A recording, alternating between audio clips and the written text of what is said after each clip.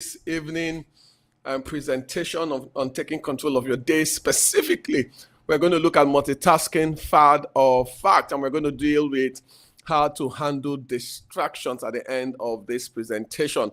My name is Dr. Maxwell Oba, and I am your regular host on Wednesday Personal Productivity Peak Performance Seminars. This is episode 7 on maximizing your year. So thank you for those that are joining me on Instagram. Let's see if you are joining me on any platform, just say hi and let me welcome you, especially as we get started on this presentation. So I'd like to welcome everybody joining me from the different platforms.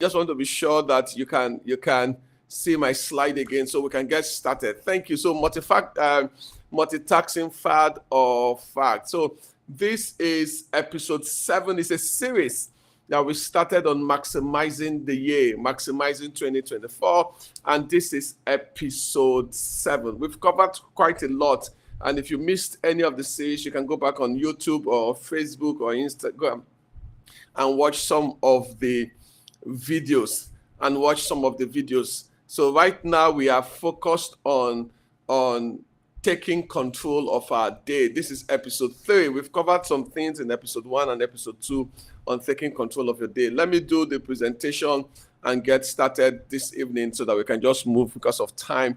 It's late for some people, so we can just move and get straight to the presentation. So let's go straight into the presentation. I like to start by, sometimes when we think about multitasking, a lot of people believe that you need to multitask because it's a sign of effectiveness, it's a sign of managing your time better. It makes you more productive when you multitask. And if you don't multitask, some activities might just slip. So today we want to go back to the science of the brain and look at how the brain works and see whether multitasking is there any scientific evidence to support that multitasking improves productivity, or is there evidence to show the reverse? So if you look at the brain and how the brain works, and this is from the book Thinking Fast and Slow. The author of the book won a Nobel Prize by writing that book. And what he said is that the brain has 2 components. So there's a part called the slow brain, and there's the part called the fast brain. In terms of multitasking today, the slow brain is that brain that is responsible for analytical tasks.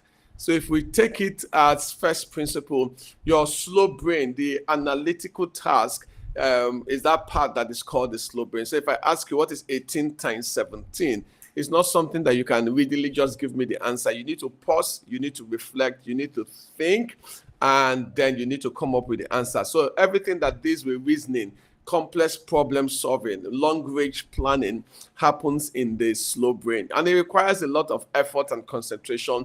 The problem with the slow brain is that it is only partially on, so it needs to be switched off. So if I ask you 18 times 17, you need to switch it on and go back to first principles. What is 7 times 8? What is this? And do that calculation mentally. That's what happens in that slow brain. He said that when he talked about his Nobel Prize and his acceptance speech, he called that part deliberate reasoning. So we need to reason deliberately. Somebody asks you a complex question, you need to reason it, deliberate reasoning. The problem with this brain, even though this is the brain that makes us show our best self, this is the brain that answers those questions in class, that shows your intelligence. This is the brain that is also responsible for self-control. And so your best self is revealed through the slow brain. The problem with the slow brain is that it is limited in capacity and it is also lazy. So let me give you an example. Limited in capacity means that the slow brain cannot handle a lot of stuff, a lot of information. I'm going somewhere this evening. It's lazy. If I ask you 18 times 17, and if you cannot quickly get the answer, you know what you do? You just hazard a guess, give a guesswork, and say this is the answer to that particular question. Sometimes it can be right, but a lot of times, if you just make those kind of guesses, it can be wrong. So the slow brain requires energy, requires effort, requires concentration. Now you go to the second part. The next part of the brain is the fast brain. So because of the limited capacity of the slow brain, and it cannot hold a lot of information, the way God designed the brain is that there's another part of the brain that can handle some things for you, so that it gives the slow brain that is limited in capacity enough space for you to handle complex issues in life. So everything that is routine, the other part of the brain, which is called your automatic brain, takes care of it. So when a child learns to brush, the first time you need to go up, go down, go sideways. But as soon as the child learns it, that it becomes routine, the automatic brain takes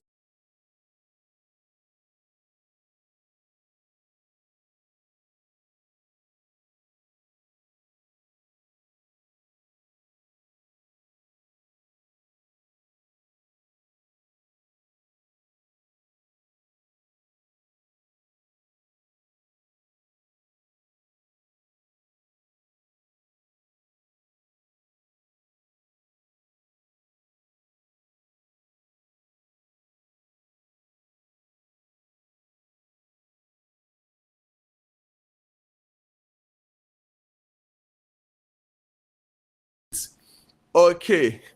Hello, can you people hear me? I think I just got feedback that my mic is off.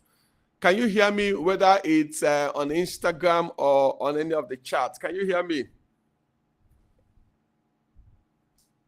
Okay, thank you. My mic is on. I think the internet is going on and off. So the internet is going on and off. So that's the reason why we are having this challenge this evening. So, but oh, no. Okay, sorry.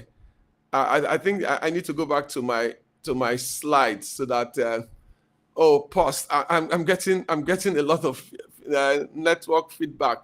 So this is where we are. We're talking about the two types of the two parts to the brain, the slow and the fast brain. So where I stopped is that everything that is routinized, everything that you do habitually is taken care of by the automatic brain, so that it relieves space for the slow brain or the thinking brain to think. Now, why is this important in multitasking?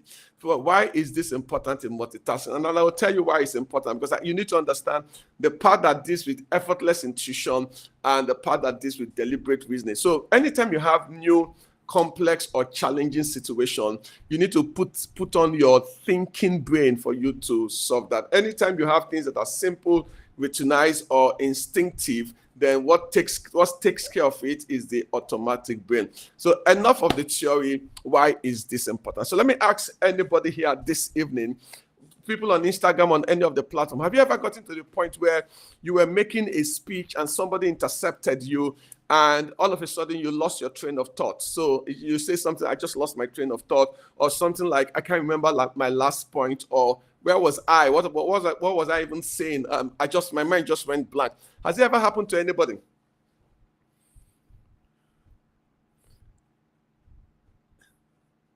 Anybody experienced that, where you just said to yourself, I just lost my train of thought, you understand, I cannot remember my point, my mind just went blank, and the rest. So if you have experienced that before, now, thank you, happens all the time. The reason is that train of thought sometimes happens, especially when you're making a presentation on something new, an idea, a concept, you're talking about something, somebody intercepts you and you wonder, wow, I can't remember my last point. In fact, sometimes even when they remind you of your last point, you can't remember the next thing that will happen again. This is the challenge of the thinking brain. Now, the thinking brain is where, like I said, where you bring those reasoning, analytical reasoning, long-range planning, that complex problem solving happens from the thinking brain. But remember, I said that the thinking brain has limited capacity. Initially, scientists believed that the thinking brain can hold 7 pieces of information at the same time. That's the original thought, 7 pieces of information at one time. And this is the reason why your GSM number has 7. It's 7 actually. So if you, for those of us in Nigeria, if you remove the 08020903, which is the constant number, the remaining is 7. The remaining numbers are 7. It's from that mindset that the thinking brain can hold 7 pieces of information. But recent studies now shows that actually 7 is even more, even a lot. That is between 3 to 4. But what people are saying is that, see, the only thing that the thinking brain can actually focus on at any particular point in time is just one piece of information. And once that thinking brain becomes distracted, that distraction takes away that piece of information. It's like an eraser that wipes it off completely. And as it wipes it off completely, the thinking brain will have to start again, because the capacity to hold information is quite weak. And so if the information just passes, it's the same thing that happens sometimes. You have an idea, you say to yourself, okay, don't worry, I have this idea in my mind, I will come back to the idea. And by the end of the day, if you don't jot the idea down or do something about the idea, you just find out that you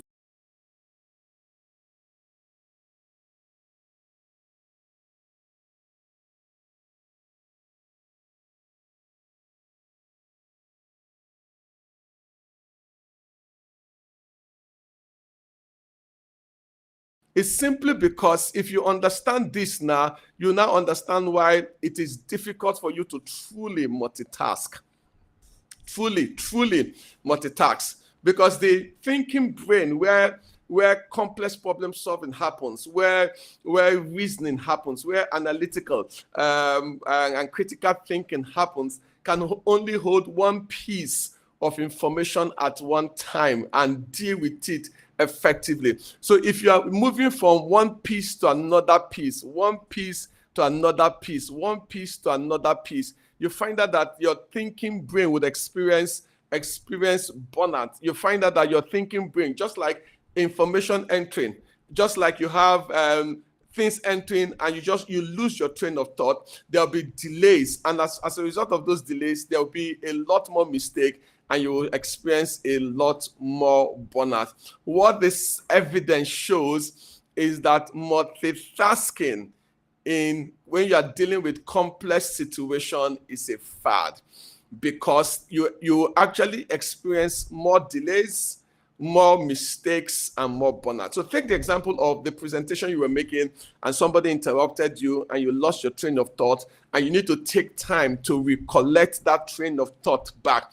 That time that you're taking to recollect the train of thought has experienced delays. And if you're not careful, when you are jumping from one information to the other, one task to the other, you will make more mistakes and you will experience burnout.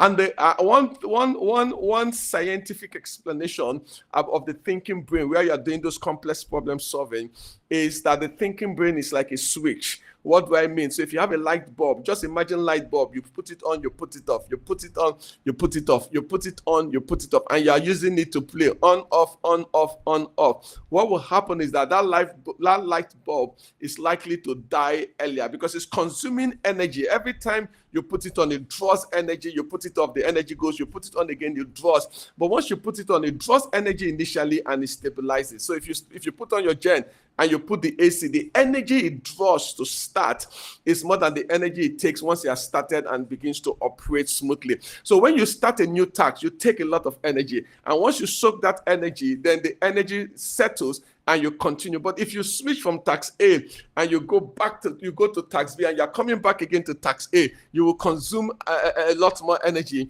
And before you know it, you find out at the end of the day, your day is, you are tired, you're exhausted, you're wondering, what did I even do with my day? I'm so mentally fatigued. You know that word? I'm mentally fatigued. I'm mentally exhausted. And if you look at the day, sometimes you ask yourself, what significant things have I accomplished? And you cannot point your hand. The reason for those mental fatigue sometimes times. Sometimes you have mental fatigue because you've done a lot of work. Sometimes you have mental fatigue because you've switched from one task to the other, and like the switch, the limited capacity of the thinking brain is exhausted. I don't know if I'm communicating. I know this sounds a bit scientific, but I don't know if I'm communicating. I need to be sure. The internet is giving me a lot of some challenges this evening. But are you there? Are you there? Are you there? Can I ask the people on the Instagram platform whether they are still there, or the people on the other platforms, Facebook, YouTube, X? Thank you. Okay, thank you. I can see that. Thank you. Now, so this is the reason why multitasking for complex tasks is a fad.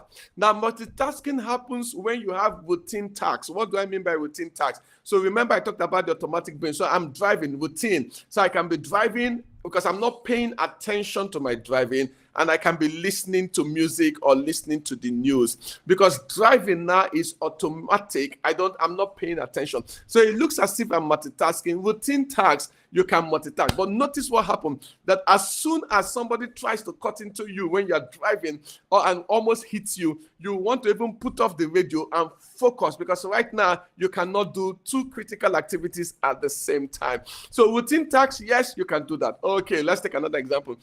Some women, when they are cooking or washing, you can cook, you can wash, you can cook, you can wash. Those are routine tasks. But you also notice that sometimes those routine tasks, you will forget one. Or somebody is talking to you, say, keep talking, I am on the phone and I'm listening. You think you are multitasking. What happens? That switch on and off. You find that at the end of the day, you will either switch off from listening to the person and you focus on the phone. And the person will say, you are not listening to me. You say, yeah, I'm listening. I say, what did I just say? You cannot remember it. Because eventually the mind will switch and focus on one task at a time. So what is the lesson, and how can we improve our day? Take control of our day here. And this is from the book How to Have a Great Day by Carolyn Webb. And what she says is that you do three things. First, here, do single tasking. Single tasking means focus on one task at a time. And in those tasks, you can batch it. So let's say I need to send proposals out. I need to reply emails of my clients. So you can batch all the emails that you need to send. Tasks that are similar should be batched. It's like A, B, C, D, 1, 2, 3, 4. Things that are similar should be batched. So first, group your tasks. What are the major activities that I have today? Group it. Then a second thing she suggested is identify time blocks for each task. Is it better in the morning? Is it better in the afternoon? Is it better in late afternoon? So if I want to call some clients, for example, you know that most clients, you can't call them at 7 a.m. because they will not take them 9. So you can say, okay, I will start calling for 9. What do I do between 7 to 9? I can reply emails, for example. I'm just giving that example. I can prepare my proposal. I'm just giving that an example. So by 9 o'clock, I start making the calls. And somebody will say, what happens when maybe I'm writing an email, a thought comes to my mind? You need to call Maxwell, or you need to call James, or somebody else. What you should do is take a notepad and write it down. Call James by 9 o'clock so that you can finish on your task and not be distracted, because you can pick the phone and call the person you are calling, and by the time you come back, you've even forgotten your train of thought and all the ideas that are flowing. And finally, it now says decide which batch falls within each time. So 3 things: look at your tasks, look at the ones that are similar, batch it. When this happens, so if you take the opposite of multitasking, where there's delay, where there's mistakes, and where there's burnout, when this happens, you find out that you will save more time,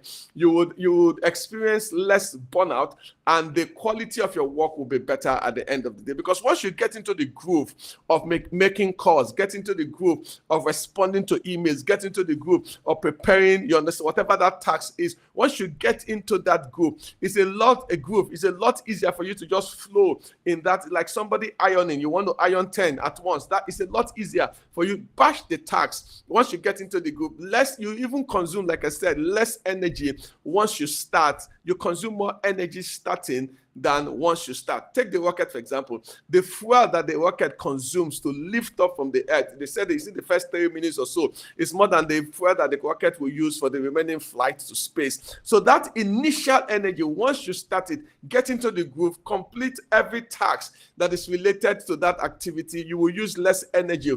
to complete the remaining. You finish that task, you give yourself a break, you go to the second one. You finish that task, you give yourself a break, you go to the third one. Once you do that, your day will be a lot better. Thank you. I just want to confirm, thank you that you are still there. My internet is still working fine.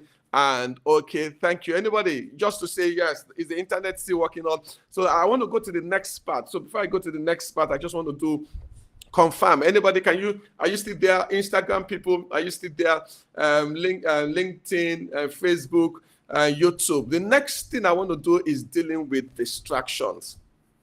So we've talked about multitasking, which we said that from a scientific evidence is a fad, because you have a thinking brain that does complex work, but is limited in capacity and cannot hold a lot of information at the same time. You can't remember 10 things. So if they ask you, for example, go to the market, buy A, buy B, buy C, you will forget the remaining. Your thinking brain cannot remember it. So and so from that evidence, that's what we said, the limited capacity. Thinking brain consumes energy every time you're starting a task, and because the thinking brain is also lazy, if you don't use that energy to do the things that you're supposed to do and you switch to another task, you will consume energy. You find out that you'll be mentally exhausted, and once you're mentally exhausted, burnout, the quality of your work, you have a lot of mistakes because you just want to churn the report and send it in, and at the end of the day, you're spending more time. A task that would have taken 10 minutes, 20 minutes, 30 minutes of concentrated effort might eventually take 45 minutes, because that switching of saying, where was I? What was I saying? What was the idea in my mind? That time,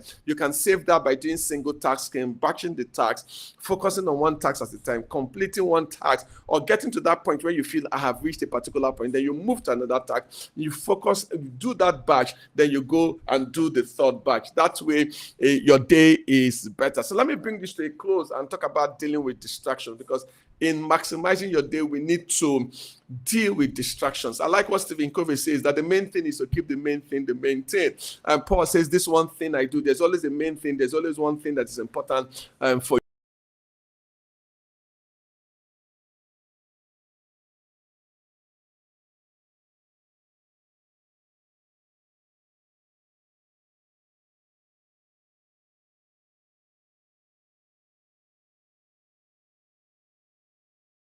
And failure. So let's go to what would we define as distractions. Simple definition would be their side attractions, and they want to replace the main attraction. So let's take a hypothetical example. The main attraction is writing that report and submitting it to your boss. Main attraction. Side attraction is a colleague that has come in to say, wow, did you watch the Champions League? And the rest. That's a side attraction. Now, that colleague wants your time, wants your energy, wants your attention. That is a side attraction that wants to take your focus right now. Is there something, or I have a customer in front of me. That is a main attraction. So yesterday, let's even give a classic example. Yesterday, so I was somewhere waiting for my turn to pick up some things from the counter.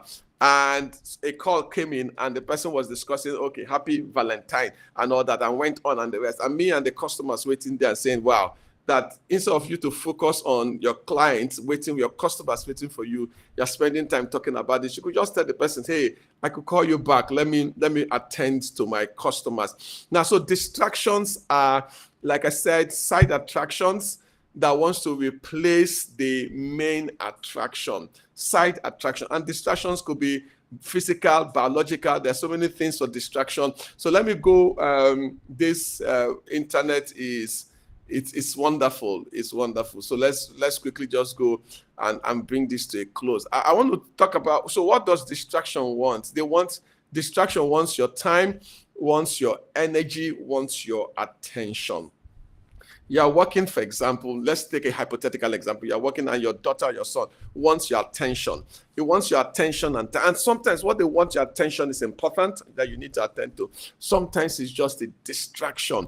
And so your distraction wants your time, wants your energy and attention. And notice what happens. That when you've given time and energy to the things that are side attractions, you don't have time and energy to the things that are important to you. So why do we get distracted? There's so many reasons, but the brain gets easily bored. we've talked about the limited capacity, and sometimes the automatic brain craves new experiences. So I'm working on a report. It's becoming boring, monotonous, and the rest. And a ping comes in. I want to quickly see what is in that ping. The automatic brain, that craving, the dopamine release for something that is new, novel, something that I'm not used to, new information, new gossip, new gist. The brain craves that. And it's part of the reason why we spend so much time on social media listening to gossips and the rest, because the brain craves new, whether it's information, whether it's gossip, whatever it is, the brain craves for it. And once you understand this, the craving of the brain and the brain getting easily bored, then you can manage it. So if you connect with what we said last week, you can say to yourself, use your energy initially in the morning to do the things that are important. When you are bored, you can use that time when you are bored, 10 minutes, 20 minutes, and focus on the side attraction. That craving, you've satisfied the craving, then you can come back again to the things that are the main thing, because you know that this is the main thing. There are side attractions, and I can focus my time on the main thing. Once I'm getting bored, I can give myself that 5 minutes break. Remember the principle we taught you, the Pomodoro principle, the 5 minutes break. I can attend to so many things, the pinging, the social media, information and the rest. Then I come back again to the things that are important to me. Wow, what's my time? It's 9:25. I need to bring this to a close in 5 minutes, and I can take questions. Yeah. Now, what are some of the causes of distractions? There are internal and external causes. I think we agree that technology is one major cause. Our forefathers did not experience. In fact, growing up first, it was a telephone. It has to ring. One telephone that rings. Some of us did not have telephones in our home. Then the mobile phone came. It was just called, text message, receive text. Today, with the social media world, there are so many notifications from WhatsApp, from Instagram, from YouTube. So there are so many notifications. There are also people, interruptions, so many, your colleagues in the office, customers, there are so many happening. The noise, the environment that is quite noisy. Clutter. You can even say today in Nigeria, the heat in the environment can be quite distracting because it can sap all your energy. Then you can come internal. Internal can be boredom. It's a course that I did not like. You understand? It's task I don't like. And once you don't like a task, you find out that you get easily bored. Worry and anxiety. You're thinking so much about the future, even though you have a task at hand. So there's a report for you to write. You're thinking of a bill that you need to pay 3 days, 5 days. That it can be distracting. Physical needs can be like hunger.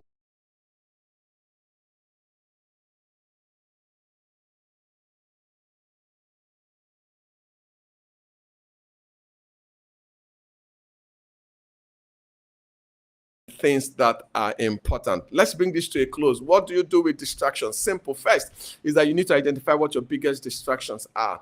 And once you identify your biggest distraction, is it people, is it time, and the rest? And you need to have a conversation. If it's people, if it's your colleague and you're the boss, you can say for the next 30 minutes, for the next 1 hour, I don't want any distraction. I need to focus on the rest. Then if it's something that you cannot manage, sometimes you need to communicate it. Even if it's your boss, you can say, boss, I need to churn off this report. And you go before you start. Is there anything you need from me? Because for the next 1 hour, I want to focus my energy and the rest. You had that conversation. Is there any need 1 hour? And the boss understands for the next 1 hour, you are busy. So you can have conversation. Then technology.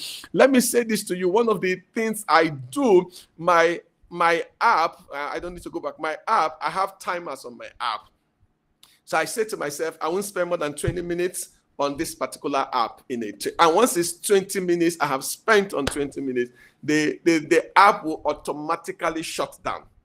And because I remember one day what I did was that I just went to the app and asked myself a question. How long have I spent on Twitter today? And I found out that, wow, I've spent over an hour on Twitter. And I said to myself, what am I doing over an hour? And you see that because of that brain craving information, what is happening today, the gist happening here, is it this, what is happening to so many information. Somebody will write, you read both what they've written plus the comments and the rest, and before you know it sounds interesting, you move from one, you move to no. I just said to myself, I need to spend that time better. So I said to myself, maximum should not be more than 20 minutes. And guess what? Just by putting that time, anytime I go to those apps, I know I have a maximum, and that 20 minutes is cumulative in a day. So if I check it in the morning, check it in the afternoon, cumulative in a day. Once it gets to that point, it shuts down. Now, because I know that it should not exceed this amount of time. once I sign into the app, I look for only the things that are important to me. And once the things that are not important, I close it. As I checked this evening, I said I still have enough time on those apps that I did not meet, just by putting timers and saying for each of these, once it gets to this time, shut down. So you can actually say to yourself, once it's more than a particular time, so you can say to yourself, don't open till 9 a.m. in the day, and by this time of the day, close. The app will not open until, and you can manage it better. So whether it's technology, whether it's noise, you can deal with your environment. It's for you to find those things that are distracting. So sometimes when I want to work, I put my phone on silent just so that I can focus on my energy and work. So there are different things. So you find what the distraction is and you deal with the distraction. So if you have people that are distracting you, you can ring-fence it. You can even tell a colleague when you're working and a colleague wants, and you ask the colleague, what exactly is the thing? Can I come back to you later in 30 minutes? And please note it down so that you can, in 30 minutes, I'll come back to you. That 30 minutes, you focus your energy, your downtime, which is the 5 minutes or the 10 minutes of downtime. Use that 5-10 minutes of downtime to do with those things that are a bit distracting, but are also, in inverted comma, might be important to you. I don't know, have I communicated? Have I made sense?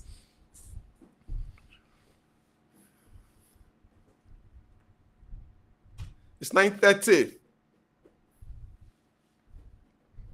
It's 9:30. So maybe we should have done the multitasking and for one episode, and the distraction another episode, but I just wanted to combine the two so that I can move on. So is there any question? Is there any question, whether it's on multitasking or the distraction part, that you may have that you just want us to deal with before we close this? Because hey, every day I get feedback, and the goal of feedback is to help us improve. And somebody says, hey, spend the last 5 minutes.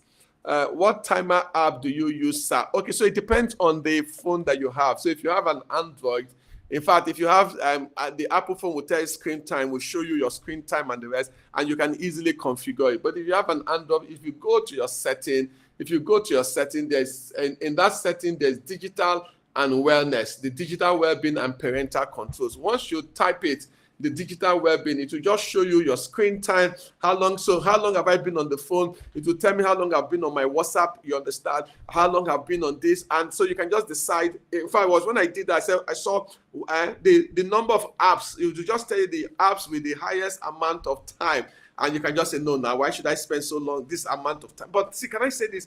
If you're a social media person and you use social